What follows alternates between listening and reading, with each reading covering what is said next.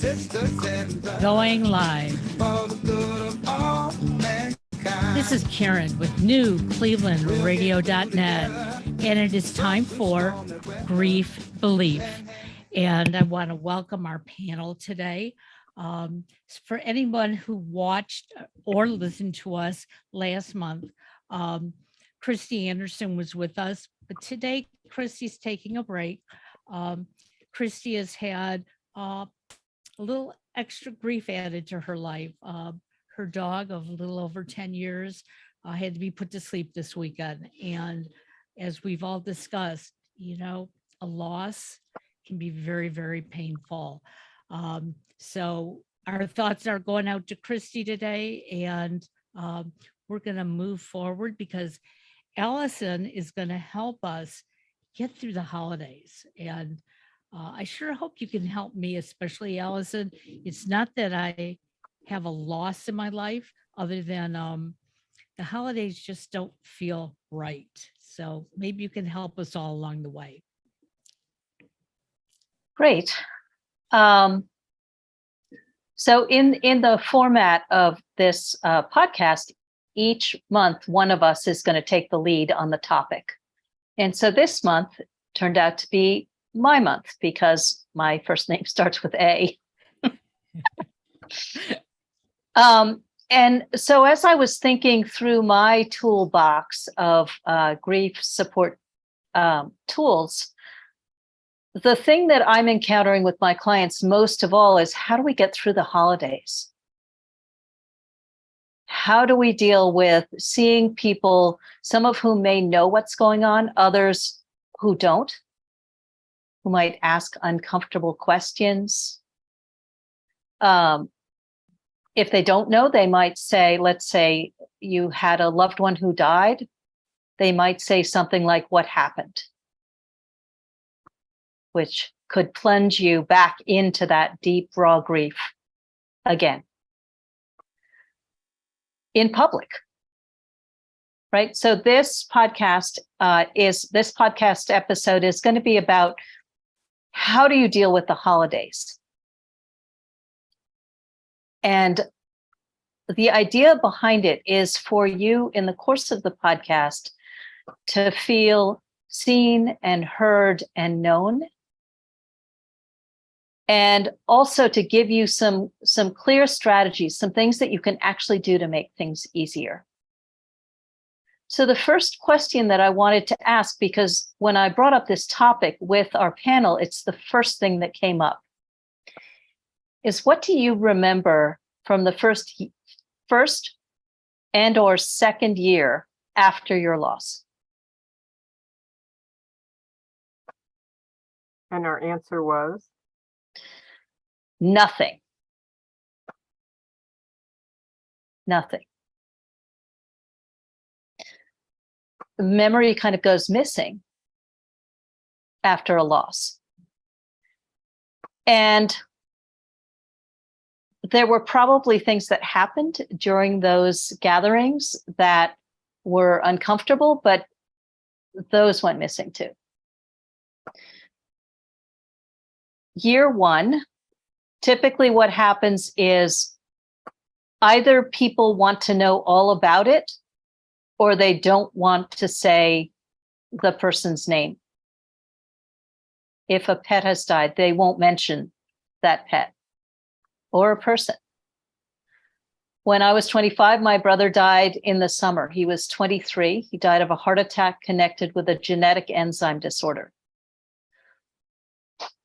That Thanksgiving, nobody mentioned his name.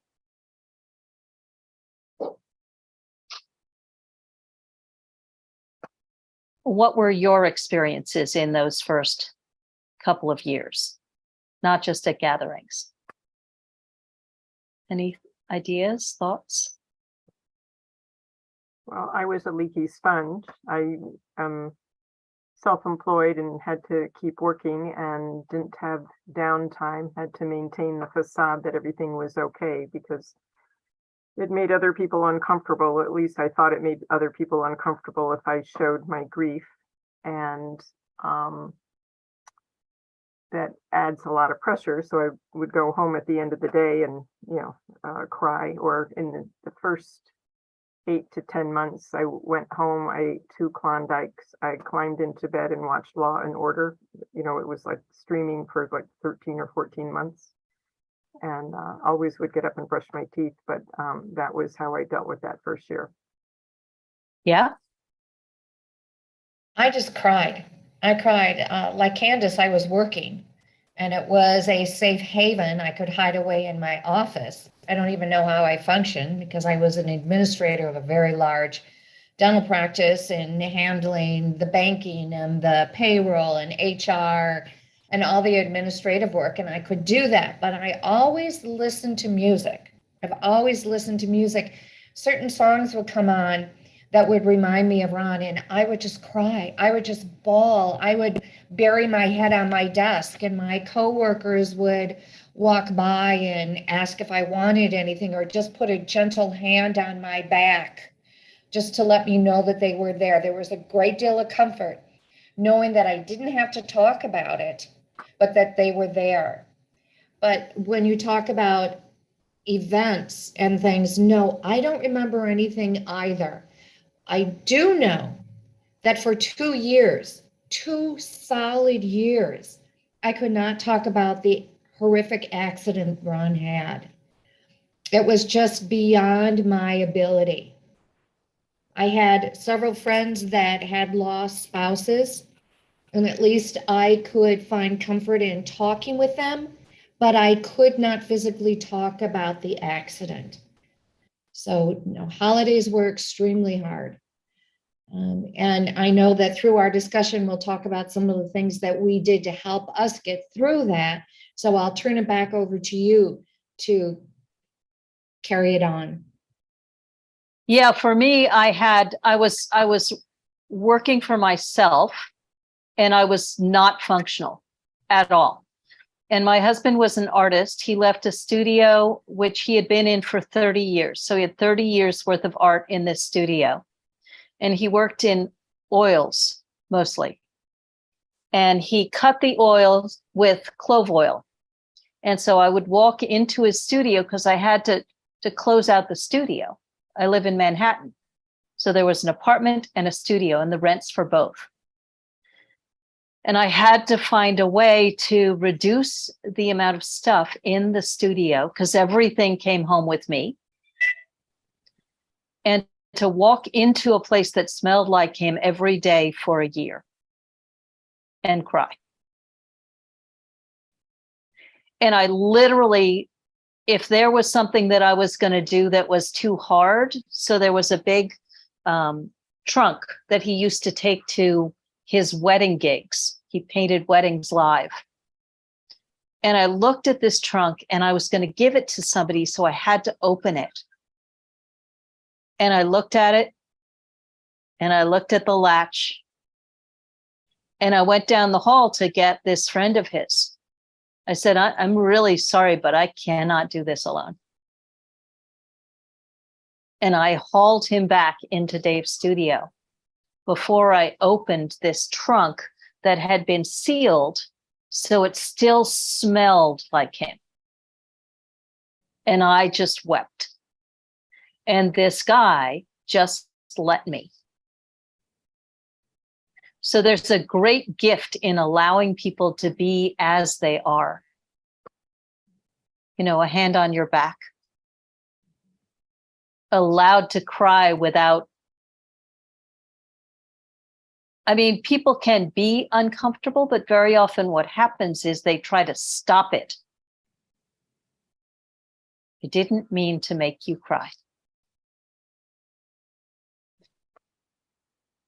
Yeah, and I think sometimes those felt scents, those, a scent, literally a scent, and a sound that Carol, I couldn't listen to music for the longest time because everything was triggered a memory, where we were, particularly popular music and those kinds of things. So I started to insulate myself from any physical triggers. I left everything in the house exactly the way it was. There was a pair of pants and a shirt hanging on a hanger. on a hook in the bathroom, like that was there for a long, long, long time. But aside from that, any little trigger could just set it off. Particularly scent, I think, it just kind of takes you away. Isn't it interesting how we all react differently as we're all going through grief? And we find that with our clients, that they all are going through it at a different pace, different reactions. And going back to when people saying, I didn't mean to make you cry. There were so many times that people would come up, and I know we talked about this a little bit in our last episode. They would say things that just didn't resonate with me. Now, the depth of their pain is the depth of their pain. And that's how they understood what I was going through. And yet they didn't understand what I was going through. So many times I would find myself putting my hand up and just say, there are no words. And I found that was the easiest way to stop them from saying something I didn't want to hear. And on the flip side of it, for me not reacting in a way that they would not want to respond to or to witness. So there's so many things, and that comes up in holidays too, to your point, Alison, about do they bring up the subject or don't they bring up the subject? And it goes into what Alison and Candace were saying. We need to talk about it. We need to cry. We need to do it without judgment, no matter where it is. So to choose to be part of a holiday, and that's a choice we make. Are we ready to be there? Is that better than being alone?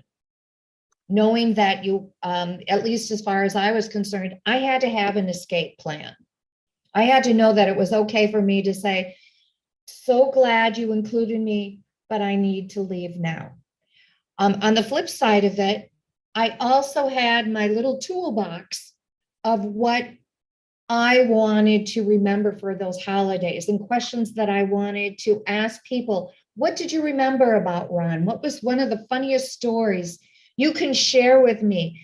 Things that I didn't necessarily know or things that we were both involved in. So that became part of my little coterie of coping mechanisms in moving forward with the holidays. And now I will pass it back, the baton back to you guys. Yeah, Karen? You're muted, I think. Yep, I muted myself. I love it. As your friend or your relative, okay, is there anything that I can not say? I mean, if I see your hand go up, I understand we're not going to talk about it. But so many times we're afraid to even tell, remember a story about a certain person. And yet we want to be there. We want to engage. So other than putting your hand up, is there something else you can tell us beforehand so that we don't ruin the holiday for ourselves and for you? Yeah, one of the keys for the person who's grieving, it's very hard in the midst of all the emotions to think of anything to do. So the more you can think about what you want from people before you go, the better. It's fine to ask permission. Grieving people do understand that people, for the most part, have no idea what to do or say.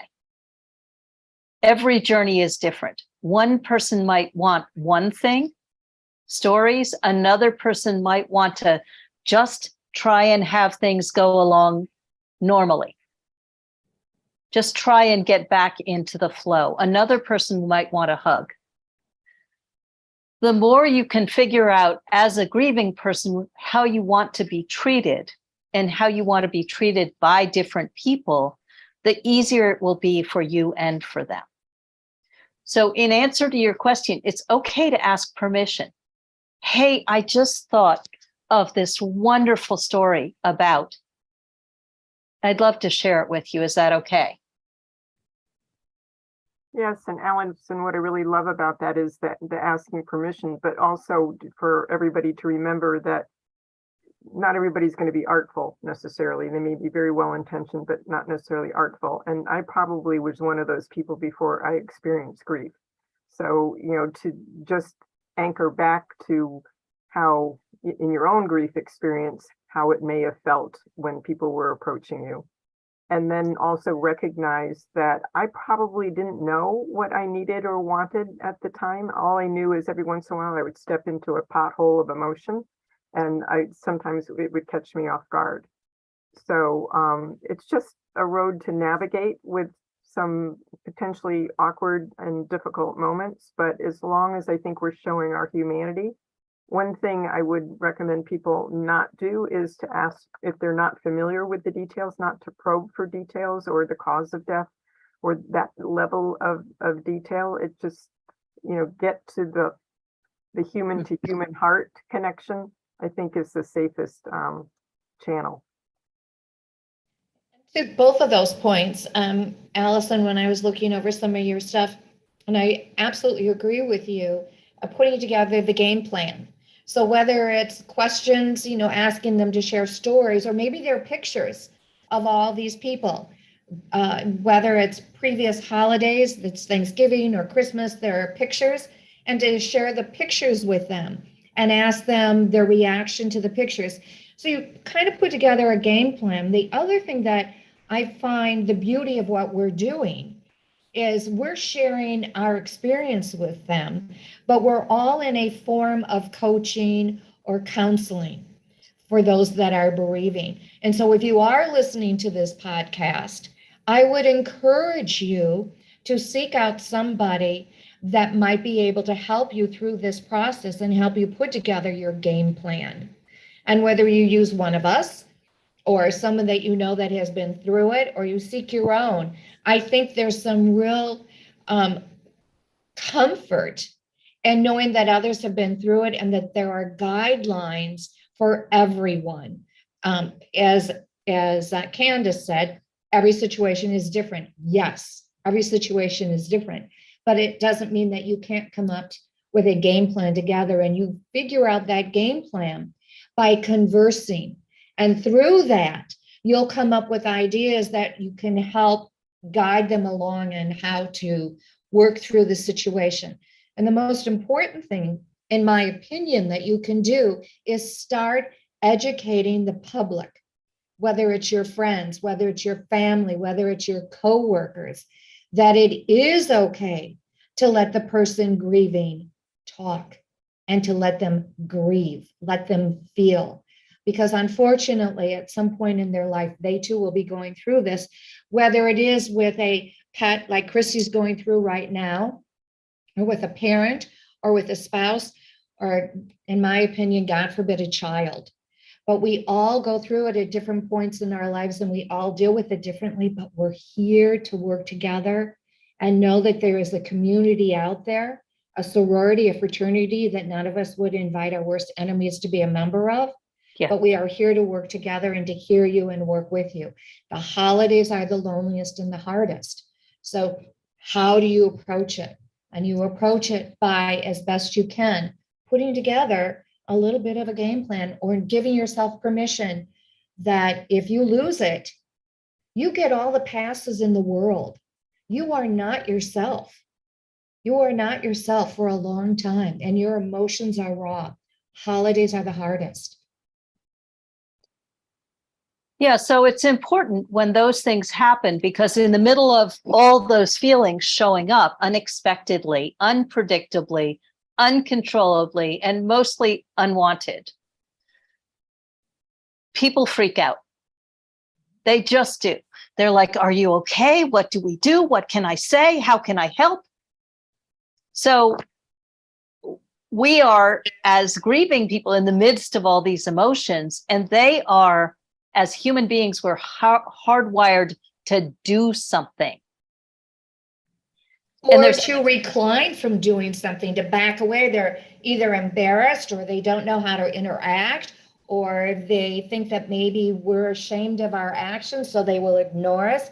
There are so many different caveats to this on the way people interact and respond to it. But yeah, it's a difficult situation. That's why Unfortunately, it becomes incumbent upon us, those that are grieving, to be able to let them know, you need to let me cry. Please let me cry, or please, come on, let's talk about it, or please, I know there's a white elephant in the room. Let's not talk about it. I'm just here to have a good time and forget about it. I just want to close my eyes and pretend I'm somewhere else. So it all is revolving around the individual that is grieving. And then again, to give yourself permission to leave if you see that it is really dragging everyone else down too. It's okay to say, thank you for including me, but I think I just need to be alone now. Yeah, and that requires knowing yourself. So this goes back to the planning. If you know yourself, what is going to calm you? What registers as self-care? If you burst into tears, do you want to be held? Do you want to excuse yourself and go to the restroom? Do you want to go out and take a walk? So self-care is a huge gift in these moments. If you can buffer yourself before you go into difficult situations, and if you haven't been interacting with a lot of people, a holiday gathering is a difficult situation. You're out of practice. And so the more you can do something to buffer yourself before you go and do that, the better. If it's breathing, if it's meditation, if it's whatever it is for you, that can help just to going in. And then have a plan. Okay, if I burst into tears, if this happens, then I'm doing that. Give yourself a number of options. You'll have a choice. You 3 choices, actually. You cannot participate. You cannot go to a holiday gathering. You can arrange something that feels good to you by yourself or with 1 or 2 or 3 other people. You can go to a traditional holiday gathering where you always go for the comfort of that history. It will also bring some challenges. Because with that history, those people might feel like they have permission to jump your boundaries. They care. They want to help. They're not They just helpful don't know sometimes. how. Yeah. And then the third choice is to create a new tradition. You know, and Alison, I like that idea of the new tradition, and it's not for everybody. But I know when my mother-in-law passed, she passed 7 days before Christmas. My son was a senior. He was very close to his grandmother. And Christmas was the only real holiday that we spent with her. And he said, we can't do the same thing. And I said, then tell us what we should do.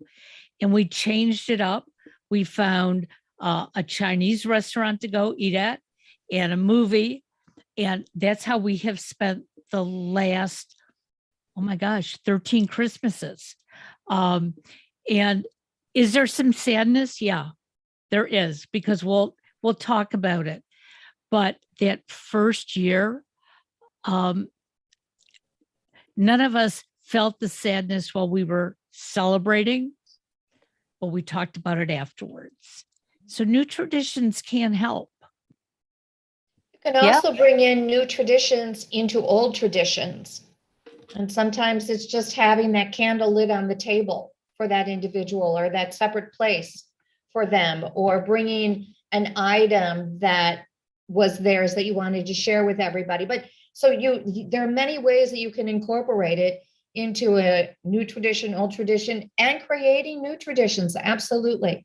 It's almost limitless, the number of different ways that you can tweak this. Yep. But sometimes it's very hard to even know how to take that first step. You don't even know yourself what you want or what you need or how you're going to interact or react. So it's also nice to have somebody there that you've had this discussion with, and maybe it's a wink of an eye that says, okay, we need to go in the other room, or I need to take a break. But you have somebody there that truly understands that there's an issue going on at that particular moment in time. Yeah, and an issue that doesn't necessarily need drama around it, not like a big issue and we need to respond to it in a big way, but just like couples that when they go to a party and they give signals to each other about it's time to leave. It's the same kind of, maybe not leaving, but as you say, just going into the other room and having a little breather. Yeah. Yeah, or having an ally or a wing person. So when we go to holiday traditions that are sort of traditional, there'll be people we like and people we don't like. So there's the one person or the couple who they're just awful. You just don't want to be around them. And especially if you're grieving, you don't want to be around them. So if you have an ally or a wing person who looks over and sees you're trapped by that couple, then they know they have to come over and rescue you. And you can set that up in advance. Who are the people who could be allies, who could help you out of a situation? Because I don't know about you guys, but for me, I was pretty inarticulate at times. I could barely speak at times. And so having someone to help me with this stuff was really, really critical. And what about people who don't have somebody? How would they handle it? If you don't have somebody, you can talk to if you talk to the host or the hostess of the event, you can set things up in a way that make it better for you. Hey, if you have nameplates at the places, can you make sure that I'm not sitting anywhere near this person? Can you put me by that person? After my husband died, for about 3 years, I asked to sit at the children's table. I was going to bring that up. I'm glad you did. The joy of the children's laughter and the games they play, and to engage with them, to have that joy, that laughter. It is a nice outlet for many people. Yes. So you can be present and participate without the other social pressures. Yeah, and it's helpful if you sort of set that up in advance, because once they've got their table set and everything, it's hard to change when you get there. Whereas, you know, they're always looking for who's going to sit at the children's table. And I said, that would be me for about 3 years after my husband died. And they discussed things about how annoying it was that their parents were tracking them on their phones. And I was delighted because it was so different. And it was normal, but it was normal in a way that I wasn't actually in. It wasn't about work. It was about something I had no relationship to at this point in my life. Another thing that you can do is that, did that individual have a tradition that they brought to the holidays? I know my husband always put together some type of poem or speech, or for the high holidays, he would read the meaning of it, or there would be a game that we would play. And so what I tried to do is I tried to bring that to the table and still do that in his memory and in his honor, which is outside of my comfort zone, because it's not the research that I would normally do, is the research that he did. So I constantly thank him for being there and directing me towards that. So there are little things that you can do to make it more comfortable for you. Also, games, especially if you're with kids, bring some kids games and sit at the kids table and play games with them. Or do you have a little goodie bag? Pass things around, but don't be afraid to do something a little bit different either. If it will bring you some comfort or give you some type of a zone that you can just be in, that it's yours.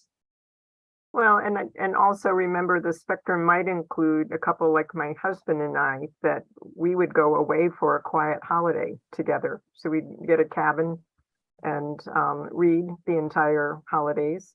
And so when he died, I didn't have that, but it didn't mean that I needed to be with other people. I needed to be with my own company. I wasn't necessarily going to go off on my own. I watched too many, what do you call it, Dateline episodes. I wasn't going to go off to a cabin someplace on my own, but I could replicate some of those traditions and decorate the house, maybe not decorate the house, create a meal, not create a meal, the kinds of things we would do. And in the first year or two, I wasn't really up for that. But in time I was. So there are going to be people who are loners. I'm reasonably a loner, and other people don't always recognize that that's also can be healthy. It doesn't mean that there's anything wrong. So to be open to allowing the full spectrum of how people want to spend their holidays. I'm glad you brought that up about being a loner, because when the holidays start to advertise themselves, they advertise themselves as that Hallmark movie. And my son is always, commenting about it. We've never had a Hallmark holiday.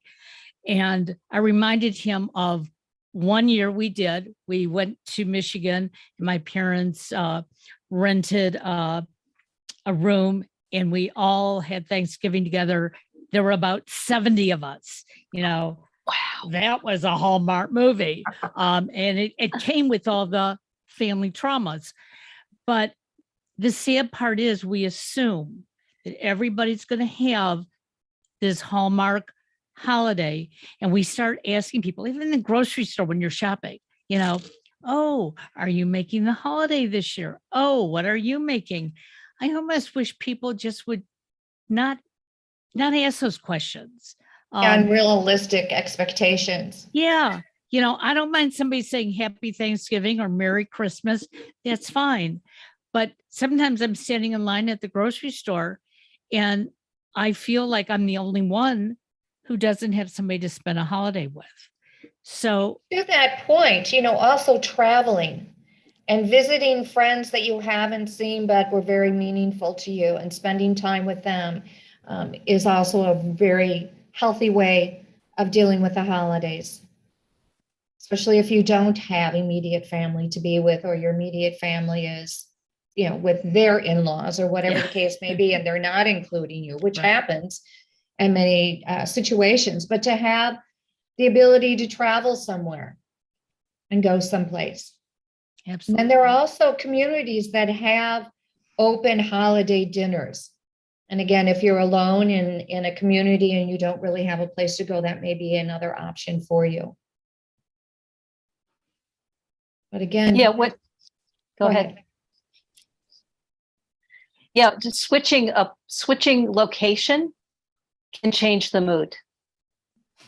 So if you're going into a different place, over time, what has happened is that I've identified the things which bring me comfort and the things which bring me pain out of the various traditions that I have. And so I've brought in more of the things which bring me comfort, and then I leave out the things which bring me pain. And that's, in my experience, something you just discover over time. So what are some of the things that bring you comfort?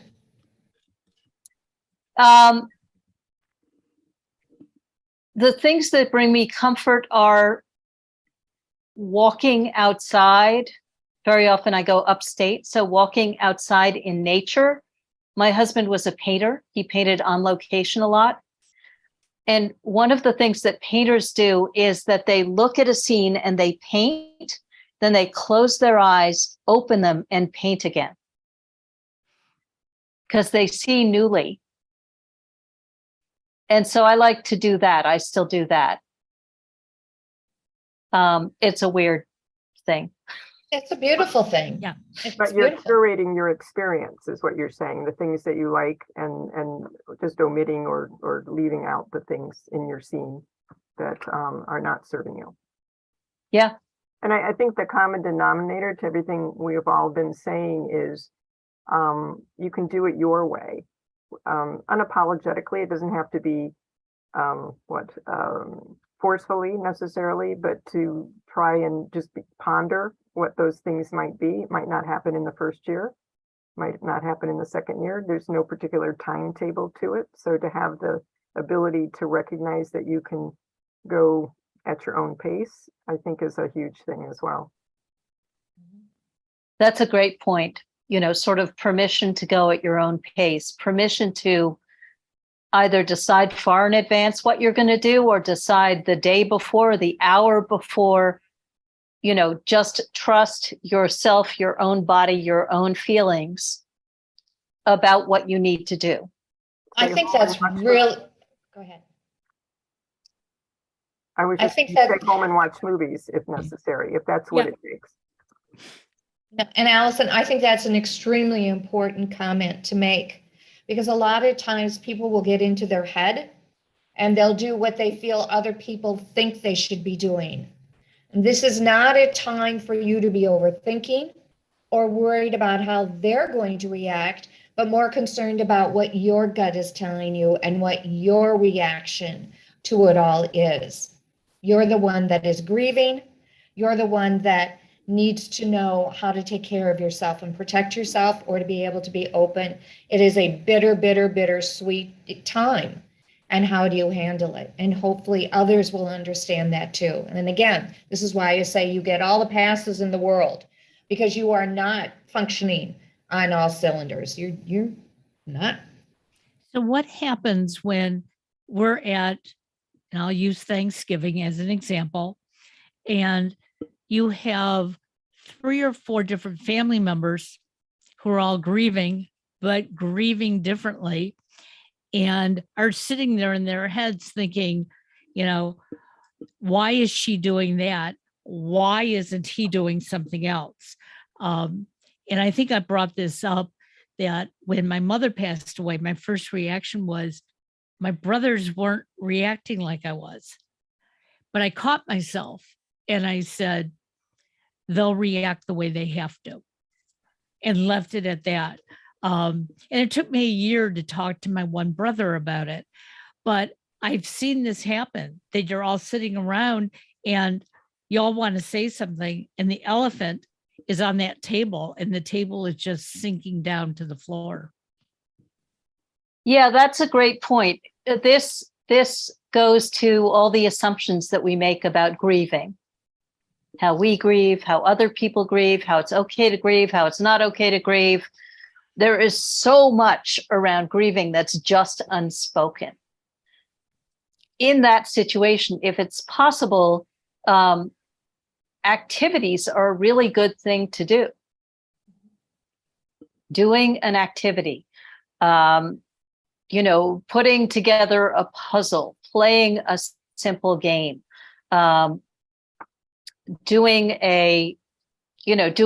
if you're into that or your family's into that, doing a round of gratitudes. Might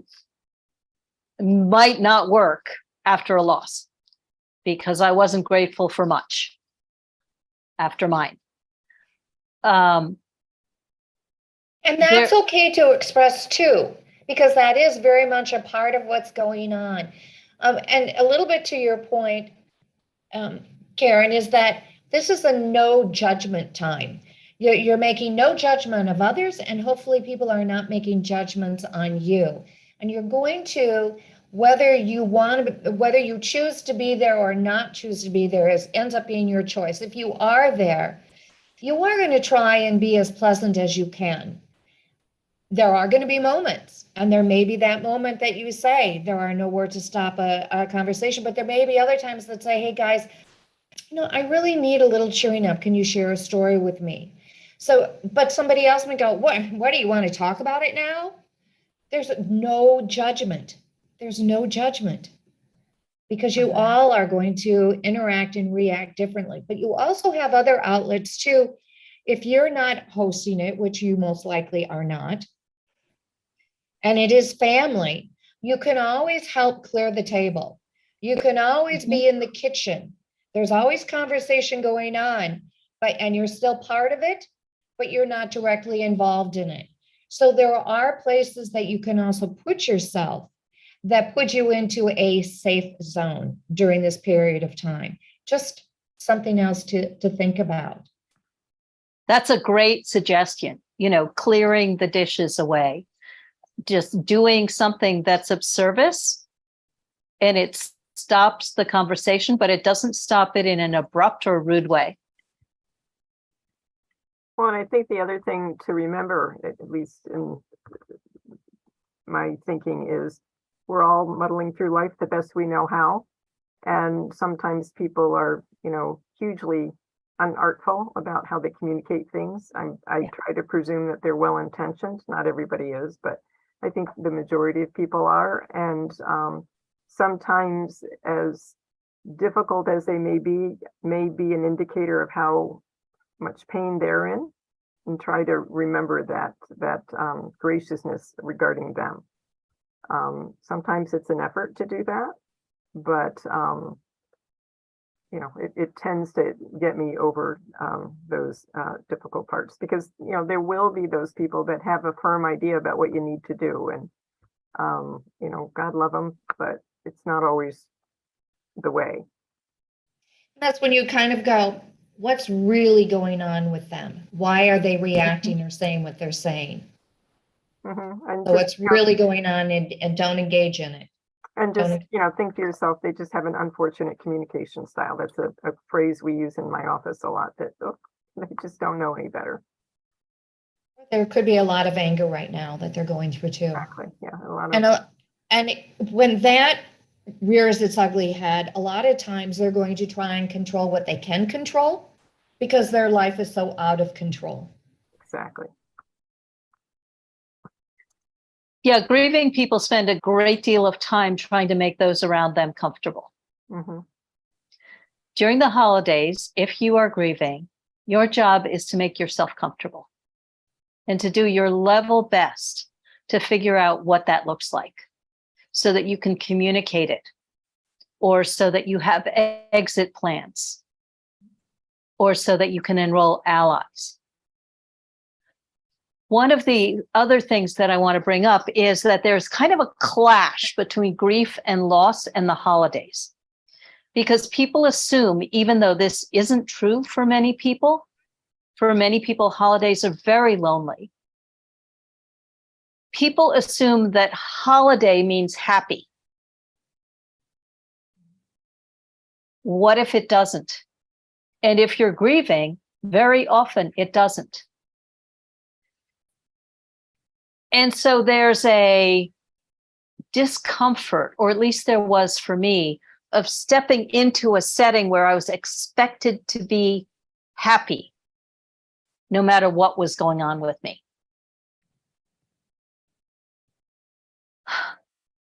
And I had to come to peace with, even in those first years, I could sit at the child's table and laugh at the grumping of these children complaining about their kid tracking their phone, their parents tracking their phone. And I could be happy for a moment when I was sad. So the feelings sometimes clashed and all showed up at the same time. And I was walking into this context, this assumption that holidays are happy when they're not always happy. And it's probably true for more than just the person who's grieving. Well, and grief itself is a mixed bag. It's that mixed emotions in terms of whether it's a loss because of death, or a move, a promotion, some change that produces a mixed bag of emotions, some of which are sad, some of them, some aspects may be happy. But what I like about the children's table thing, although I'm wondering how old they were, if you're sitting at a children's table and they have cell phones, is that you can be genuinely responding with some kind of laughter, I presume. And so it's genuine. It's not a facade. It's not put on, which is a hard thing to maintain when you're in a setting and you're putting on that facade of ha ha ha, and you're not feeling it inside. Something came to mind, and I don't know because I haven't researched it. It may be something worth looking into. But We know statistically that holidays are extremely hard for many, many people. The greatest number of depressions are during the holidays. Are there retreats?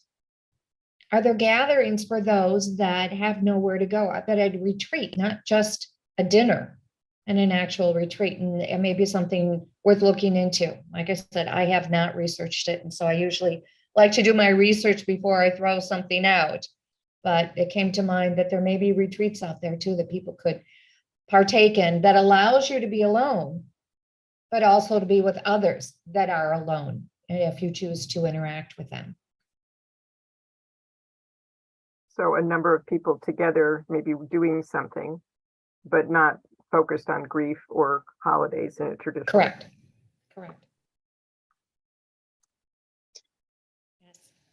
Yeah, creativity and self-expression are escapes. So they can bring us deeper into our feelings. So for example, more than one of us has mentioned songs, music being really hard, but it can also be really healing at the same time. Different modes of body work can be helpful. Breathing can be helpful. What are those things that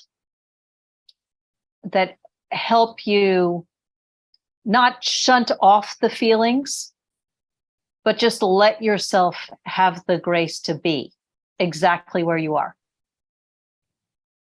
And It's a gift. I do know there are some group grief organizations or programs at various nonprofits that I've done some pro bono work for that have art therapy and programs around that, generally year round. So it could coincide with the holidays and so on. So just to be able to have that creative personal expression without it necessarily all being steeped in grief, but it's tapping into the inner emotions and giving it an outlet. Also volunteering in the hospitals and the soup kitchens and delivering.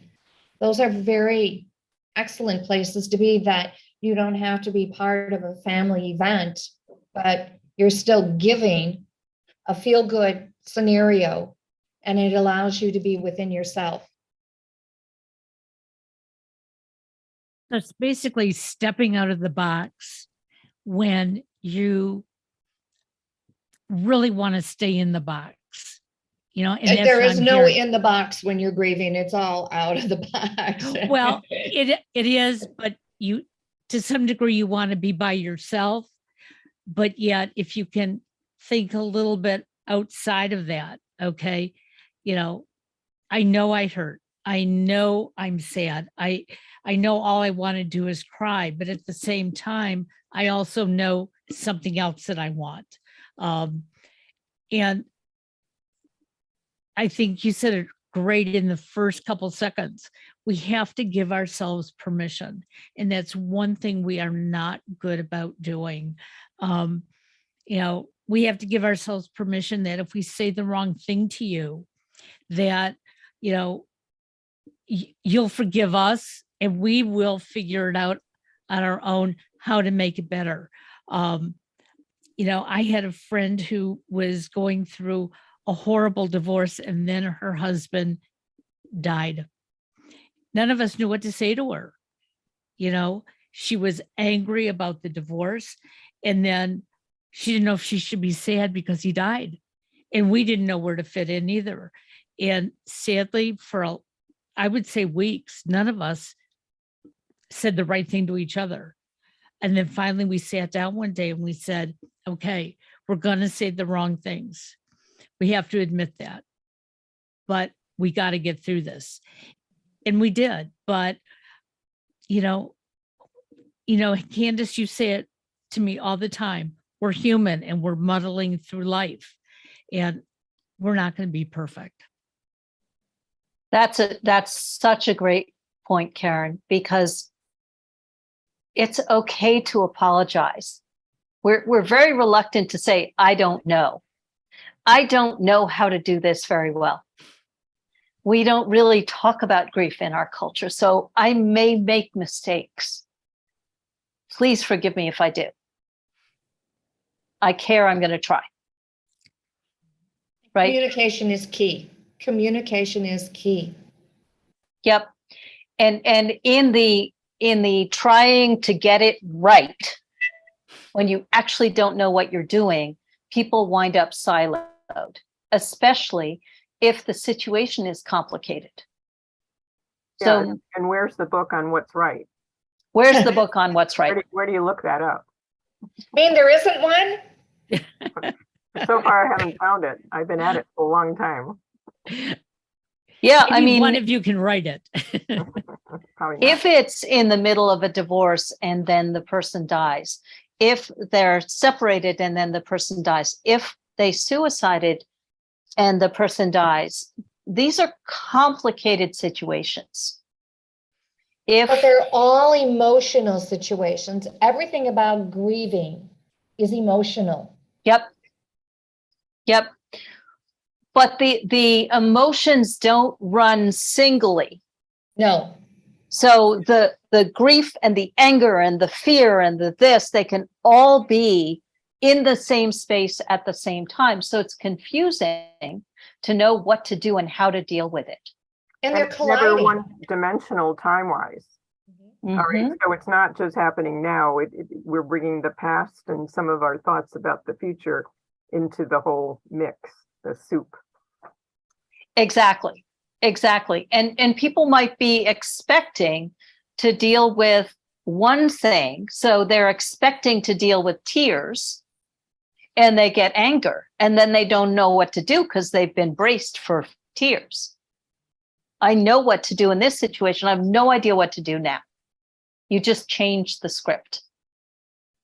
Well, and let me just grab the tears for a minute. So when my husband died, somebody in this group came forward to his daughter and I and basically looked us in the face and said, cry, you need to cry. And I have to say that was one of the most off-putting things at the moment because we were in such shock. We had just received the news. I didn't understand why that was going on at that particular moment. And I was trying to remember that she was doing the best she could. Whoever this person was, because I didn't really understand what her role was, but just to let go of any assumptions about how you should do it or others should do it and just be.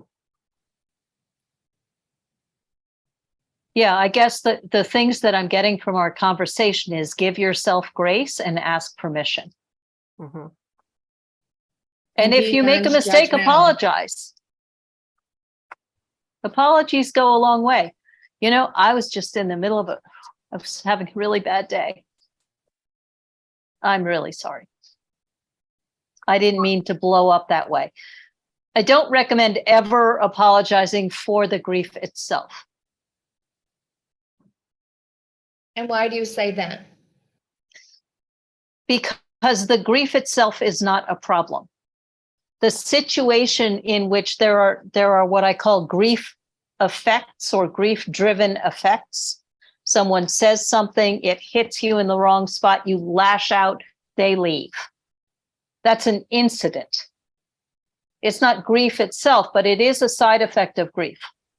These experiences where our reactions cause breakdowns in our lives, breakdowns in our relationships. So it's running out of cope in the moment. It wasn't the grief may be the precipitating thing that taxed our ability to cope with the situation, but it was the way we happened to express it that might have been over the boundaries in terms of anger, perhaps.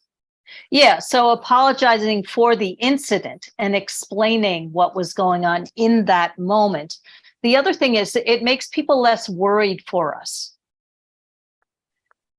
Because if it's the grief, we're existing for quite a long time, in my case, in this continuum of grief.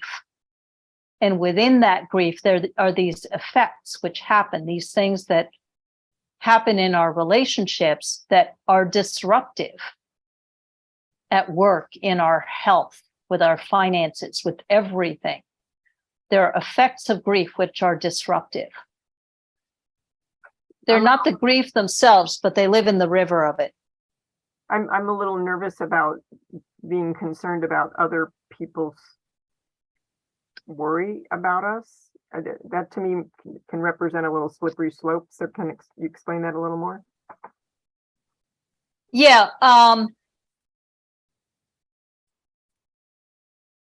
Other people's, I don't recommend actually worrying about other people's worry about us unless it has a negative effect on your own life. All right. So like there's an angry outburst, somebody feels driven away because they feel like they didn't do it right.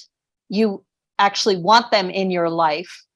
And so there needs to be an action on your part because they've done the best they can and they screwed it up. Got it. Okay, perfect. All right. Well, an example of that, when my mother was dying, and I was staying with her, I had to come back to Cleveland for a weekend. And my niece was staying with my mother. And I love my niece dearly, but my niece is all about herself. And I had access to the nanny cam that was in my mother's room. And I saw something that I didn't like. And I picked up the phone and I called my niece, and I just like, I mean, I was mean, I was nasty. And she was crying, and now I'm too far away to do anything. And 2 days later, when I got to Michigan, I had to sit her down and explain to her, I don't know what was right or wrong. I saw something I didn't like. I really wanted to be there. I couldn't be there. So guess what? You got my wrath. And it took her a day or two to forgive me. And that was bothering me. But at the same time, I know what I had seen. I know what I didn't like. And I didn't want to ever see that happen again. And so, I mean, we resolved it all. But you're right. In grief, you don't know what's going to spark you at any given time. Mm-mm. Just as others say things that don't resonate well with you, think about the things that you say. Yeah. That you don't put any thought into. It just comes out. And it's so out of character for you, but it comes out. So good point. Good point. Yeah, the question is, whose is the next move? So I couldn't answer the phone for a while. I couldn't deal with people at all. So I literally did not answer the phone. And so people called for a while, and then they stopped calling because they thought that it didn't matter, that I didn't want to talk to them. So then the next move was mine, because they didn't understand because I wasn't talking. So those people that I wanted to talk to, I needed to reach back out because I didn't answer the phone in that moment when I just couldn't. I had a similar circumstance in that people wanted me to go out or go out to dinner, or they wanted to come over, they wanted to be with me. I was not ready. And all I could say to them is, I'm not ready. I hope you will still be there when I am. So, Yeah, that's a great response. Definitely, definitely. Because it's not saying never, even if you may feel like that at the time. But it is leaving that door open. they mean well. We all process it so differently, and our needs are so different. Some people need to be surrounded every minute of every day, of every second, of every hour. And other people need the breaks. Other people just need to leave me alone until I figure this out. And again, in all of these scenarios, I hope that the others will be there for each other when they're needed, when they're wanted, as I hope that we can be there for them.